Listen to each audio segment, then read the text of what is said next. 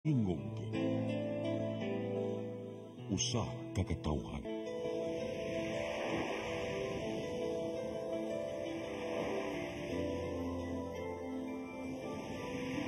Cebu Catholic Television Network.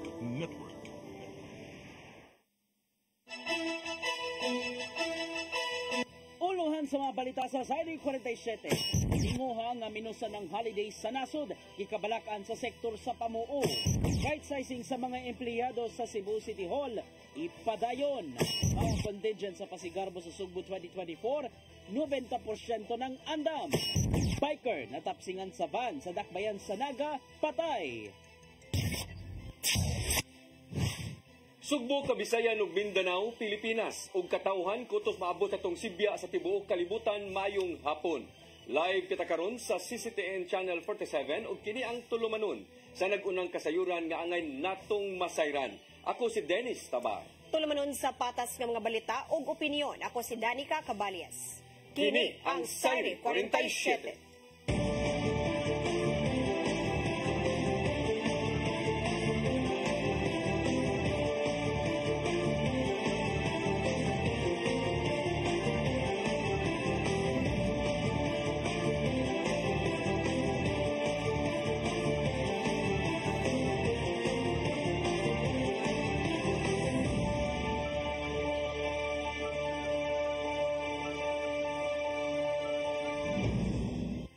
O karon sa kumpletong detalye sa atong mga balita, pamahayag ni Senate President Chis Escudero nga minusan unta ang holidays dinhi sa nasod. Gikabalakan sa labor sector nga gitataw niya nga minusan lang ang pagduso sa mga balaod noon kalabot sa dugang piyesta opisyal.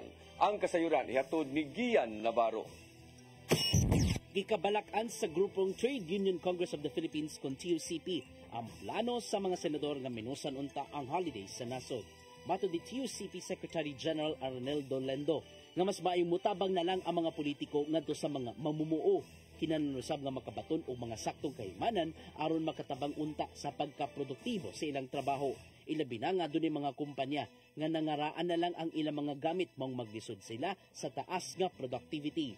Mong gimug-atan nila nga digid ang ngayong mag-antos ang mga mamumuo sanglit na kung kita man ang ilang gikinahanglan.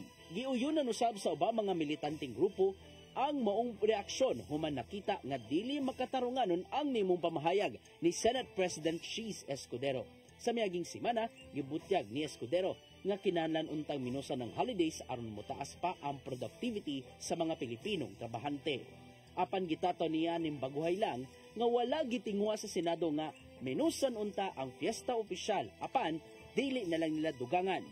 Sumapa niya nga minusan na lang ang pagduso og mga balaod nun bahin sa dugang piyesta opisyal aron handumon ang ubang mga maynungdanong tao. Tungod kini sa wag tuong nga mga pagsuway, human gibutyag ni Escudero ang maong plano. Gian Navarro, CCTN News.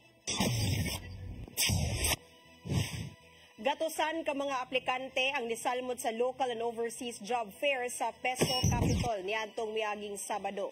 Gikalipay sa Peso Capitol ang partisipasyon tungod kay kini ang abag sa kagamhanan sa mga batan-on ug edaran nga makabaton og trabaho. Gipasalamatan usab sa Peso Capitol ang mga partners nga miabag sa malampuson nilang job fair subay sa founding anniversary sa lalawigan. Samtang mahimo gihapong makabisita sa buhatan sa Peso Capitol ang mga aplikante aron magpakisayod kung adunay bakanting trabaho nga mahimong kasudlan usab. Natay mga special recruitment sa opisina but super wala pa tayo schedule. So lay mga agency nga wa mapil sa job fair mo special recruitment sa opisina. So karon wala pa lang. So once nga naman atura na sa i-post. Mandawi Chamber of Commerce and Industry nanginaot sa makuti nga review sa plano sa pagpasaka sa minimum wage dinhi sa Rehiyon 7. Ang kasayuran ihatod ni Mary Rose Sagarino. Matod ni Mark Inok, ang presidente sa Mandawi Chamber of Commerce and Industry, nga doon nag-epekto sa mga negosyo ang pagpataas sa sweldo. Matod ni Inok nga sagad adunay adjustment ang kumpanya sa ilang operation cost, aduna usay uban nga mupamahal sa presyo sa ilang produkto o muminus sa ilang trabahante. I cannot say for the small businesses, but here in Mindanao, how they address their security measures. But for most of the member companies that we have, we always install CCTV cameras around our premises, and we put up security guards on all of those things. We definitely put up all our measures. Nakatakdang mapahigay ng Regional Tripartite Wages and Productivity Board og mga public hearings sa nagkadaang probinsya sa Central Visayas karong buwana aron matino ang sentimento sa mga stakeholders sa pag-adjust sa minimum wage o rate sa rehiyon. 5 ka hearing ang nakatakdang ipahigayon sa probinsya sa Sugbo, Negros Oriental ug Bohol gikan Agosto 20 hangtod Setyembre. 468 ang kasamtangang minimum wage sa Central Visayas alang sa non-agriculture nga mga establishmento. Mary Rose Sagarino, CCTN News.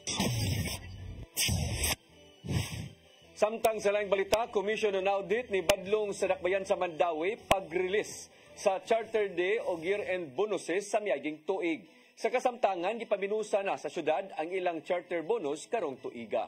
Ang kasayuran ihatod ni Mary Rose Sagarino.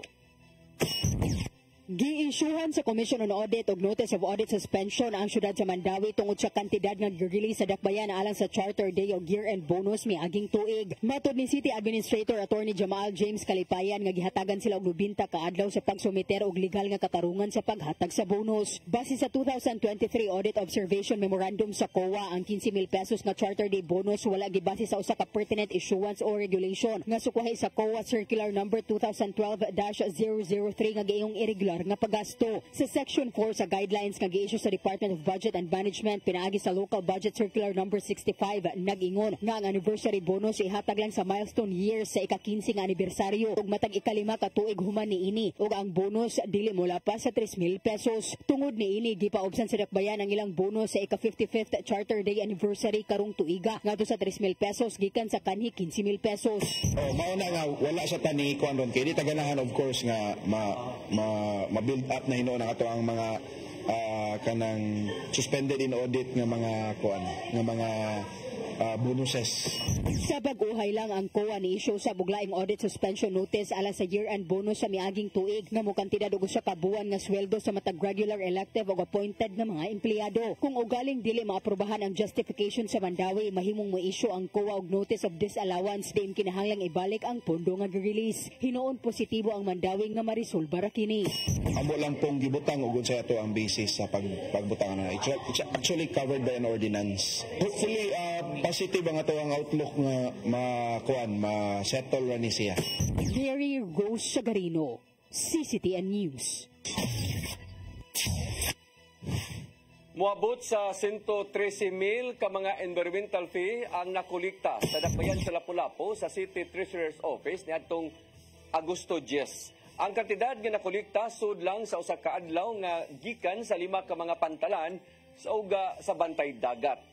Pinakadakong koleksyon nagikan sa Maribago Port nga naay 48,000 pesos, 300 ang nagsunod ang Hilton Port nga dunay 35,000 og 700 pesos. Matod ni Claire Cabalda, ang officer in charge sa City Treasurer's Office, nga nakita niyang nidagsa gyud ang mga turista niadtong Sabado tungod sa dakong pagsaka sa ilang koleksyon sa matag pantalan.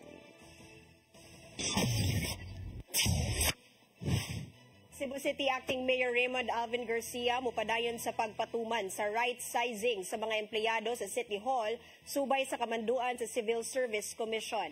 Gitahasan sa kasamtangang mayor ang Human Resource Development sa pagsusi niini.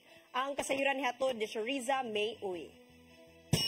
Ipadayon ni Cebu City Acting Mayor Raymond Alvin Garcia ang pagtuman sa right sizing sa mga empleyado sa Cebu City Hall. Gani giumol Garcia ang evaluation team nga maoy mo assess sa performance sa mga empleyado sunod semana. Pasabot niya nga iya kining ipatuman tungod kay mousab kini ang mando sa Civil Service Commission. The goodness evaluation regarding this matter, and I want to make sure nga ang atong mahabilin diri gamit kaayo ng mga empleyado. Diba? I'm hearing different things and I'm seeing also it on the ground.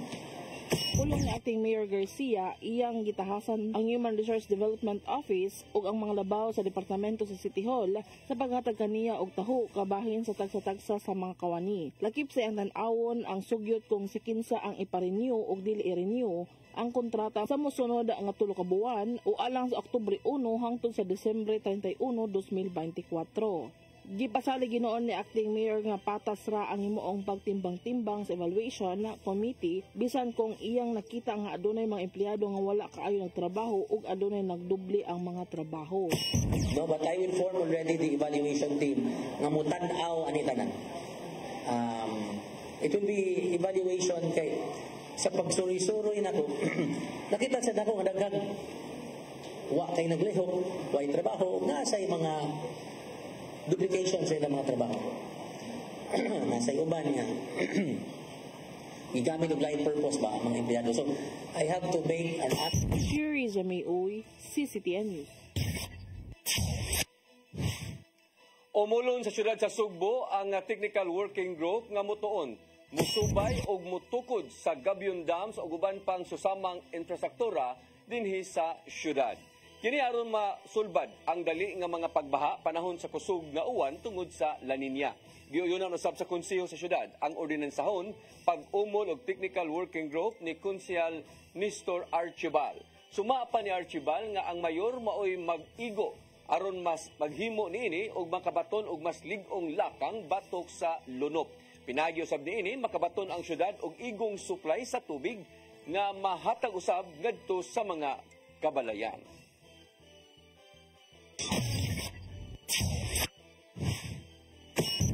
Musunod, mga contingent sa Pasigarbo sa Sugbo 2024, 90% ng andam. Kanauguban pa mga balita sa Bagbalik sa Sairi 47.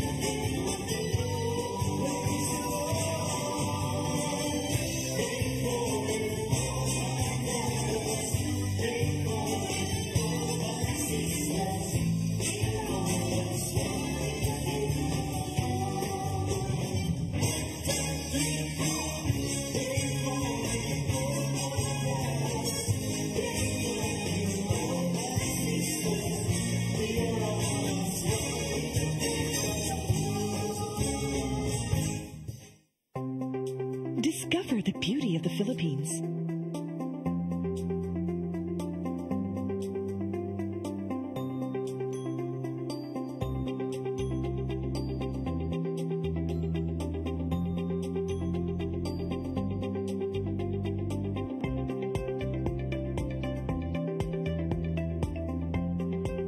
with Philippine Airlines, the country's flag carrier.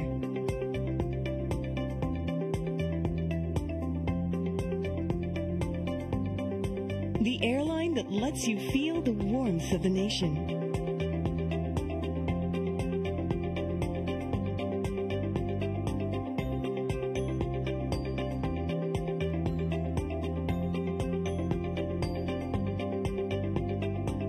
Mabuhay.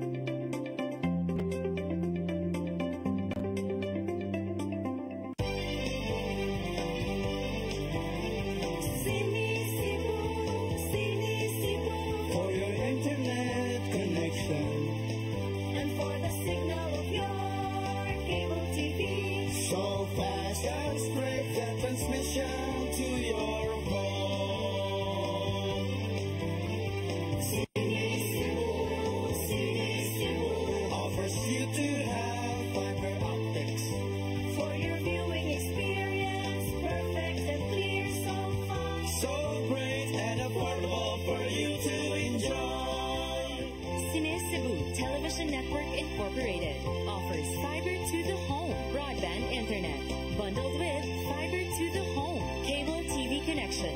Cine Cebu Television Network Incorporated with its operation in Metro Cebu and the whole province of Cebu soon.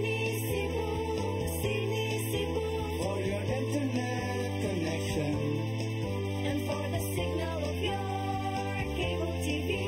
So fast and straight the transmission to your home. Cine Cebu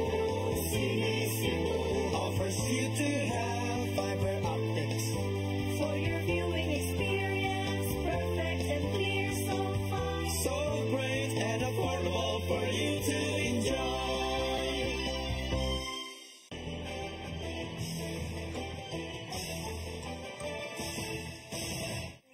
Balik sa ato mga balita, mga contingent sa Pasigarbo sa Sugbo 2024, 90% ng andam sa kalihukan. Gipangandaman na usab ang kasamtangang kapuy-an sa mga manayaw gikan sa kalungsuran sa Sugbo. Ang kasayuran ihatod ni Gian Navarro. Gitaho ni Bukal Andre R. Duterte sa 5th Distrito na subsob na ang pagpangandam sa Kapitolyo alang sa Pasigarbo sa Sugbo karong Agosto 25. Suma pa niya nga mga contingents karon hangtod 90% na ang ilang kaandam aron ikapakita sa tagsa-tagsa nila mga performance. Maunglawman sa publiko ang mas upgraded o bagong ikadalit gikan sa 52 ka mga contingents. Apil na ang dakbayon sa Sugbo isip guest contingent. Gisaysay usag ni Duterte nga daghang mga diskarte ang gibuhat sa matag LGU tungod sa grabe ka competitive.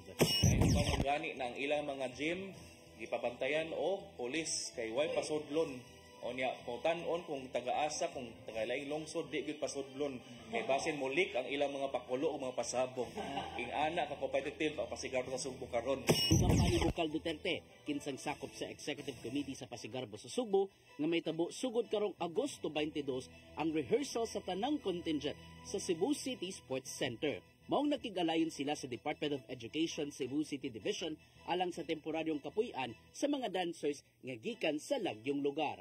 Hugot ka seguridad usab ang ipatuman sa matag billeting quarters tungod sa masakop sa PNP nga i-deploy didto. Part of the police that we will be providing gumikan sa CPPO o sa CCPO po sa Cebu City, each contingent po is required to bring with them ang ilang pong local PNP dito.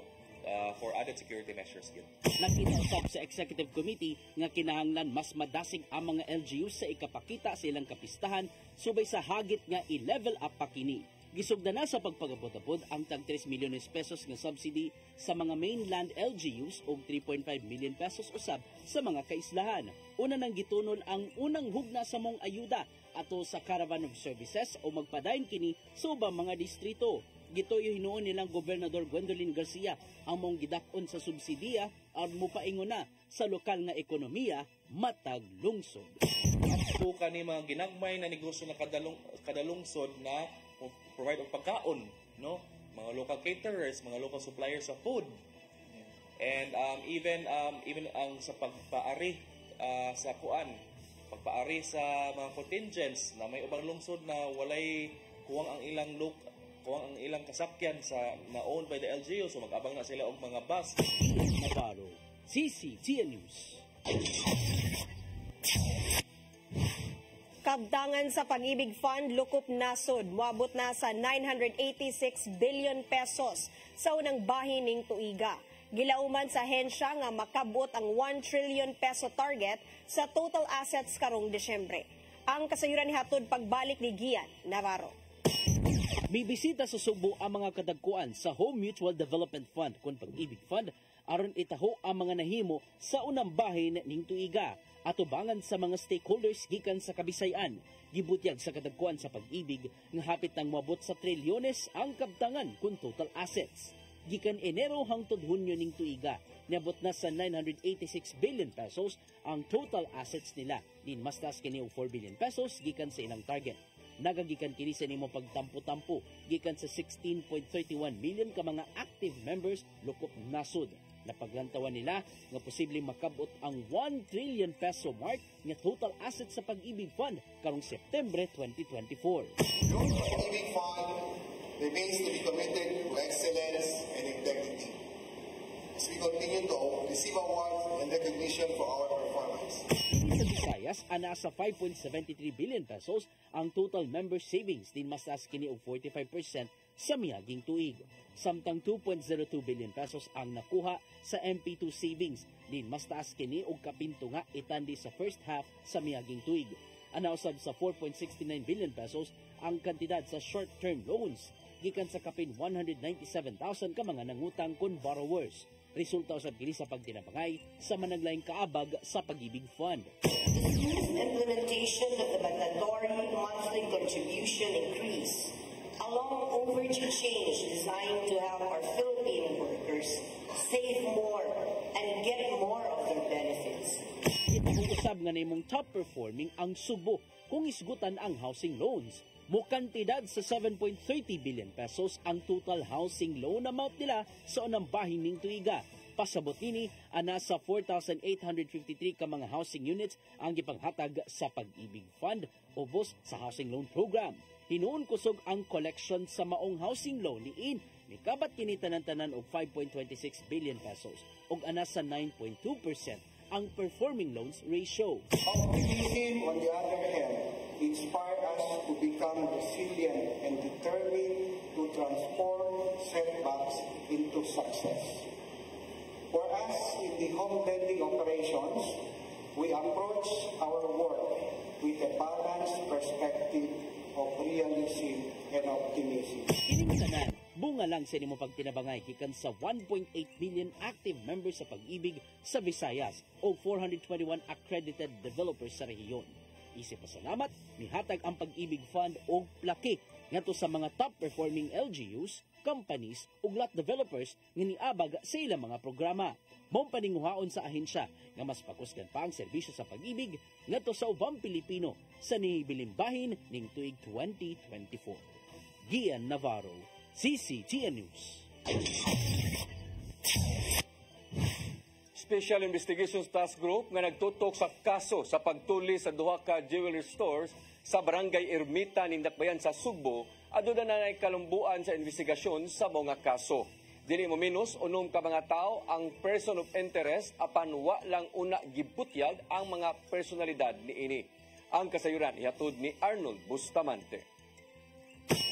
Aduna na kalambuan ang gihimong investigasyon sa giumol nga Special Investigation Task Group kunay sa ITG ang Cebu City Police Office sa nahitabo nga pagpanulis sa duha ka jewelry store sa Dalan Calderon sa Barangay Ermita sa Dakbayan Sugbo niadto milabang Huwebes Agosto 8, 2024 din gibarapan nga umabot sa 15 milyones ka pesos nga balor sa mga alahas ang nasakiyo sa unom nga tuna sa 8 ka mga tulisan. Mato ni Police Lieutenant Colonel Maria Teresa Makatangay, Deputy City Director for Operations sa Cebu City Police Office ug mga usabang spokesperson sa ITG nga doon na sila giilang mga persons of interest sa panagdumili unag siya sa paghatag og dugang detalye may kalabutan sa mga personalidad. Apan giklaro ni Makatangay nga nagpadayon ba ang follow-up og manhunt operation sa ITG nga naglangkob sa tanang police station sa Dakbayan Sugbo og mga special unit sa PNP sama sa Criminal Investigation and Detection Group 7 uban sa Intelligence Unit sa Police Regional Office 7. So far we have obtained very good leads, but right now I'd like to refrain from revealing any details for it because there are really valuable information that we are holding right now that could lead us to identify some of the persons involved in that particular incident. Yung kani makatangay nga ang mao nga mga tulisan sagol kini diin pipila kanila dili taga Sugbo ug dalambikit na sa laing matang sa krimen kini base silang nakuha nga impormasyon gikan silang mga counterpart. Nagparen pa ang SITG sa pagvalidate sa mao nga mga personalidad kung asa nagbase ang mao nga mga suspitsado. What we can say though is that the group is comprises individuals coming from not just here in Cebu City, but right now we're trying to identify asa gid sila specifically are coming from. Though we have initial information already, but again, we're in the process of validating this information. Usa pa lang kamotor ang nakuha sa kapulisan sa Dakbayan Sugbo nga may gigamit sa krimen apan base sila nakuha nga CCTV camera nagawa sa tulo ka mga motorsiklo dunay usa ka sakinan ang gibalhinan sa mga tulisan. Nasubay na sab nila kung asa ni paingon ug asa ni hunong apan nagparen pa ang ilang proseso kung asa gyud nagpundo ang mga suspitsado. We have only recovered one of the we have identified 4 getaway vehicles, but we're still in the process of determining where their locations are right now. So it's still part of the investigation. Sa pangutana kung makapasaka na ba sila og kaso mato ni Makatangay, nga dili pa tungod kay ilang pang nagipaligo ng ilang ebidensya aron pagsiguro nga ang ilang ikiha siguro nga maugyod ang naghimo sa krimen. Dako og matabang sa nagpadayon karon nga investigasyon ang gitanya nga reward money nga usa ka 200,000 ka pesos ni Cebu City Acting Mayor Raymond Alvin Garcia sang kadtong nasayod kung kinsa aga mga suspitsado mopahibaw kini sa kapulisan. Gipasaling ni Makatangay nga kung adunay mopahibaw kanila labot sa mga tulisan andamang PNP nga mohatag og seguridad niini. We have means to secure those that will help in the investigation. But of course that cannot be divulged here in this forum. But this is not the first time that we have extended help to those who have also provided material information that will lead to the solution of a crime. So we guarantee them confidentiality, among others, that we can extend to them. Kamong komento ang CCPO may kalabutan sa gihatag nga ultimatum ni Garcia. Sanglit ang ilang gitutukan sa pagkakaroon, pang pagukod sa mga tulisan gilang gihulagway nga naapa sa Sugbo. Arnold Bustamante, CCTV. Cebu City Acting Mayor Raymond Alvin Garcia may pahibaw nga ang pagsulbad sa naitabong pagpanulis sa duha ka jewelry store sa Carbon mo iyang basihan nga itudlo nga permanente nga hepe sa kapulisan sa Dakbayan sa Sugbo si Police Colonel Antoniato Cañete. Ang kasayuran ni Hato de Shariza Mayoy. Kasulbaran sa kaso sa pagpanuli sa duha ka pawn shop na itong milabay nga semana, dako nga papel aron nga marekomendar ni Cebu City Acting Mayor Alvin Garcia ang permanent appointment ni Cebu City Officer in Charge Colonel Antoniato Cañete isip City Director sa CCPO. Hinaong gikalipay niya ang dagan sa kaso human nga gitagaan niya og tagal ang kapulisan og 48 oras sa pagsulbad sa kaso. Gani sa pagkaron napahibalo na si Garcia nga adunay tulo ka personalidad ang nailan sa kapulisan o gikatakda nga pasakaan og kaso karong simanaha. Nanay na puno. Na-double na. 200,000 to anyone who can lead give us any information to the arrest and identification of these individuals. Noon wala na mihatag og tagal si Garcia sa kapulisan sa pagdakop sa mga personalidad apan buot niyang masulbad dayon kini sa dali nga panahon. Samtang misaka ngadto sa 200,000 ka pesos ang ganti nga ihatag ni Garcia ngadto sa makatabang sa pagsulbad sa kaso. Well, I think I have been very clear na it will be used kini nga particular incident investigation and prosecution will be one of my major should I say factors in determining if whether or not ato yung permanent position si Colonel Cañete. Sherry Zamay Uy, CCTN News. Napasar sa unang pagbasa sa sesyon sa Konseho sa Siyudad sa Mandawi ang ordinansahon nga maghatag og 50 mil pesos sa namatay nga ununiformed personnel samtang nihimo na sa ilang duty. Kini ang naglakip na sa mga sakop sa Philippine National Police, Armed Forces of the Philippines, Philippine Coast Guard, National Bureau of Investigation, Bureau of Fire and Protection, Bureau of Jail Management and Penology o Philippine Drug Enforcement Agency. Matod ni Konsehal Jennifer Dilmar nga ang assistance ihatag isip pagsaludo o pasalamat sa ilang serbisyo. So giving them 50,000 just to ease the financial burden of the family ba, it may sound small, but it's something that we think they truly deserve. Kay ningon si Mayor Jonas na sa Mandawi City, no one is left behind. As long as nakadiri, you'll always be part of the family. Gilusad karong adlaw sa Dakbayan sa Lapu-Lapu ang digital payment system pinaagi sa GCash QR codes.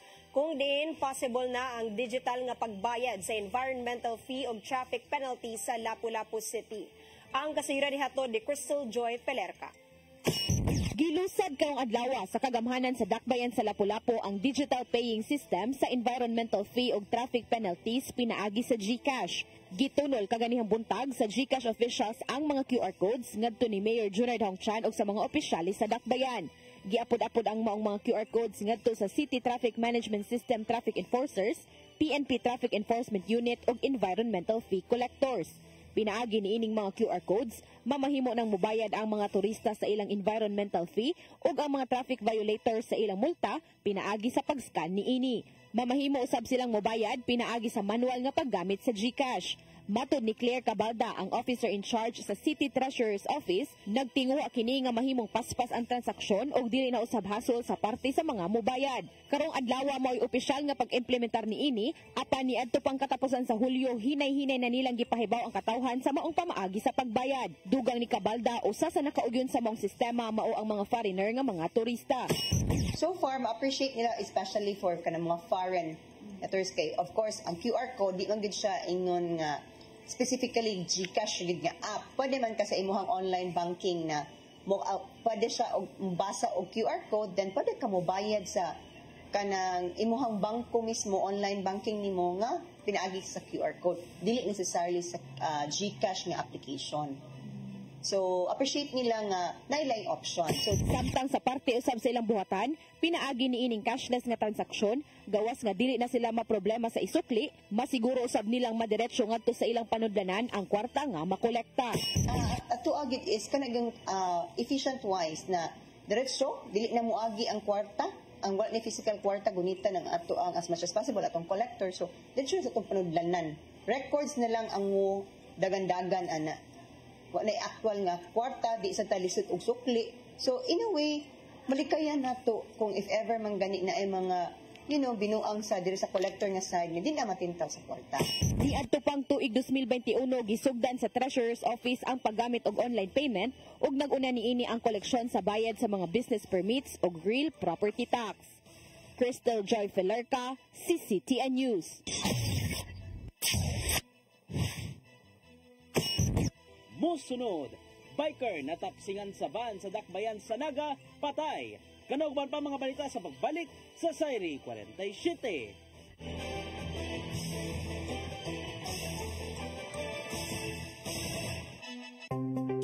Discover the beauty of the Philippines.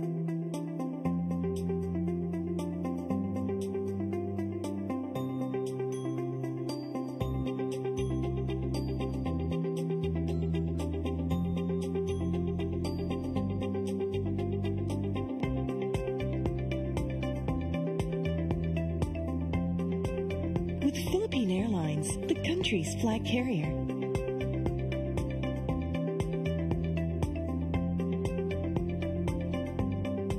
The airline that lets you feel the warmth of the nation.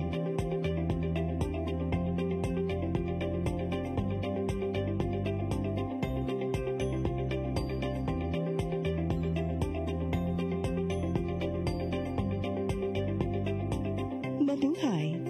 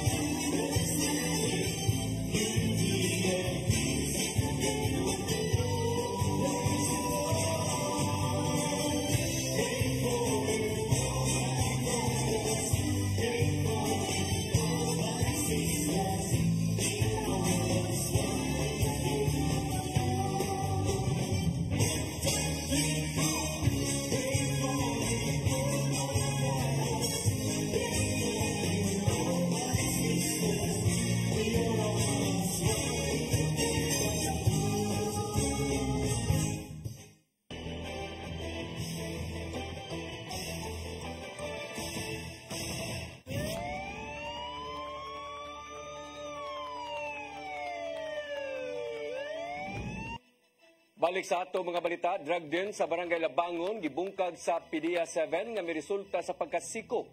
Sa tulo ka mga tao, apil na ang nagpadagan ni ini. Ang kasayuran ihatod ni Arnold Bustamante.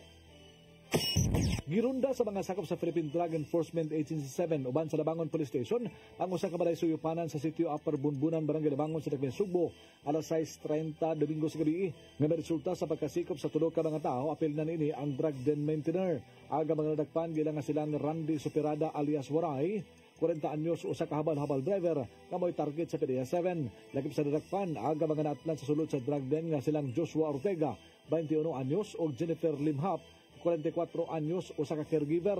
Nasakmit sa mga operatiba sa PDEA o sa Labangon Police Station 10 ang 7 ka pakete sa gituang shabu nga doon estimated average market value nga 74,800 pesos ug mga putos nga doon traces sa shabu lagip na ang mga drug paraphernalia. Mato ni Lia Alcantara, information officer sa PDEA 7, kadua ka semana nila nga gipaubos sa case build-up ang mao nga drug den maintainer human makadawat og impormasyon gikan sa kasaligang tinubdan. Gingon makabaligya si Waray og 10 gramos madag semana ug ang iya nga kasagaran nga mga customers mao ang mga habal-habal drivers ug iya nga mga kaila sa lugar.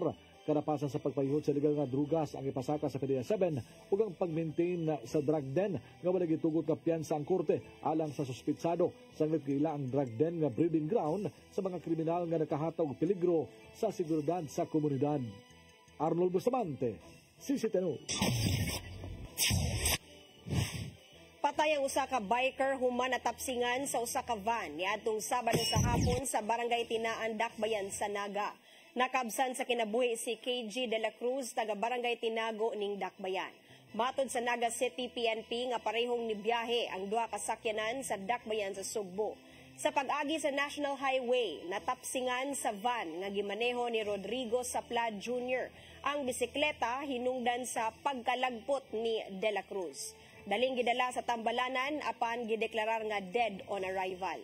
Samtang gikustodiya si Saplad sa Naga City PNP og kasuhan og reckless imprudence resulting in homicide. Muabot sa 28 milyones ka pesos ang danyo sa pagkasunog sa usa ka warehouse sa mga furniture sa may sitio Kulo, General Aviation Road, Barangay Pahak, Dakbayan sa Lapu-Lapu kagahapon adlaw. Nagsugod ang sunog alas 2:10 sa hapon ug 8 ka mga fire engine ang niresponde sa sunog nga nagkontrolar usab sa pagka alas 2:48 sa hapon. Wara hinoy natala nga naangol atol sa mao nga insidente. Padayon paggisubay usab sa Lapu-Lapu City Fire District ang hinungdan sa sunog. Moabot sa 600,000 pesos ang danyo sa sunog nga miigo sa residential area sa Dalan Singson, Barangay Guadalupe, Dakbayan sa Sugbo. Matod ni SFO3 Wendell Villanueva ang tigpamaba sa Cebu City Fire Department na nagsugod ang kayo sa panimalay nga gipanag-iya ni Mercedita Pagao. Gisaka ang first alarm dayon sa sunog. Human nadawat nila ang alarma pasado alas 12 sa udto. Napaw ang dakong kayo sa dili pa ang mag-alauna sa hapon, diin gilamoy sa kayo ang 14 kapanimalay. Padayon pa ang investigasyon sa kabumberohan sa hinungdan sa sunog.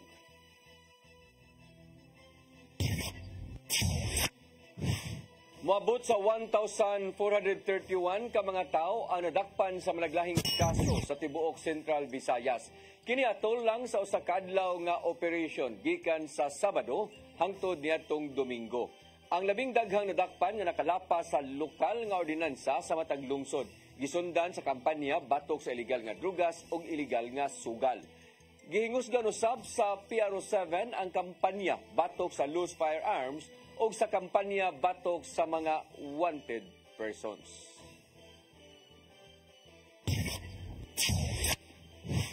Cebu City Acting Mayor Raymond Alvin Garcia mipasalig sa kapulisan sa Dakbayan sa Sugbo nga sa sunod buwan magsugod na ang pagtukod sa bagong building sa sulod sa Camp Sotero Cabahog nga unang gitinguha ni anhing Mayor Edgardo Labella.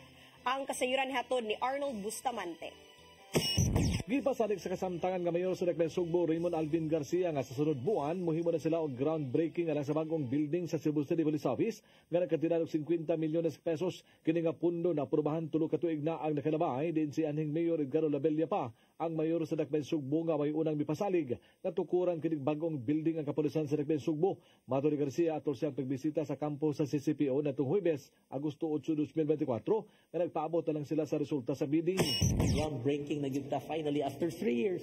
Mag-groundbreaking na gyud ta sa renovation sa bagong police PNP Cebu City Police Office. Bukan sa kasamtangan nga mayor nga kinahanglan nga hamugaway ang buhatan sa kapulisan sa Dakbayan Sugbo, gumika ka sila ang dagway sa tibok Central Visayas. Ibalik usab niya ang gitawag nga Cebu's Finest nga moitawag sa kapulisan sa Dakbayan Sugbo tungod sa kalindot sa mga pasilidad nga gihatag sa kagamanan sa syudad. Cebu's Finest gud ta. We'd have to go a step further and not only say it's Cebu's Finest but the Philippines' Finest. Kuwan sa bagong building, isado sa kinig bag-o nga mga sakinahan nga kinahanglan sa mga police station. Gihangop usab ni Acting Cebu City Police Office Director Colonel Antonio Cañete ang mga pasalig sa mayor, ilabi na nga kinahanglan gyud nila ang building nga mas mulambo ang ilang working environment. Arnold Bustamante, CCTV News.